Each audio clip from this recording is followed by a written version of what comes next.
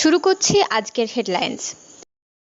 জঙ্গলে ক্ষুধার্ত ব্রাহ্মণ দম্পতির সহায় একদল মুসলিম যুবক।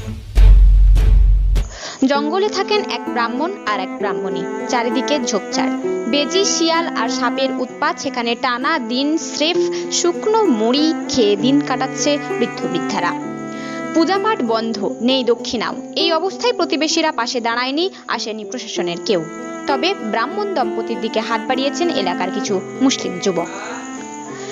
মুসলিম সেজে পুলিশকে থুতু নিক্ষেপ করে হাতে নাতে ধরা পড়ল 3 হিন্দু যুবক। ঘটনা ব্যাঙ্গালোরের। ডিলার তেল চুরি করেছে, বিক্ষোভ জনতার। ডিলারকে তুলে নিয়ে গেল পুলিশ।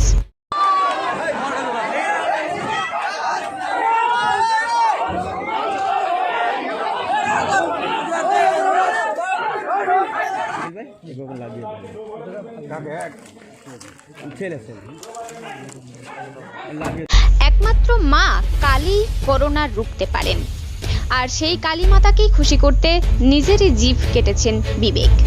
ঘটনাটি ঘটেছে মধ্যপ্রদেশের বনসকণ্ঠে। গাজর ধোয়ার মেশিনে আটকে গিয়ে ধারালো ব্লেডে মাথা কেটে মৃত্যু হলো এক যুবতী কর্মীর।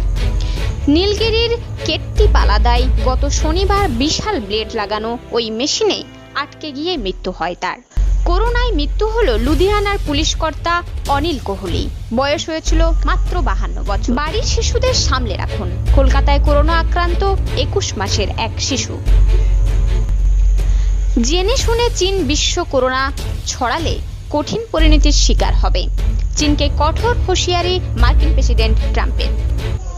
মোবাইল বিক্রির টাকায় খাবার, ছোট পাখা কিনে আত্মঘাতী বাবা। ঘটনা উত্তরপ্রদেশের।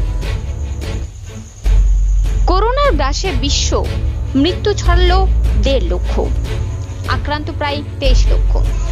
করোনার গ্রাসে ভারত। দেশে মোট সংক্রমণের সংখ্যা দাঁড়িয়েছে 14,792। হটস্পটগুলিতে অতিরিক্ত পরীক্ষার ব্যবস্থা।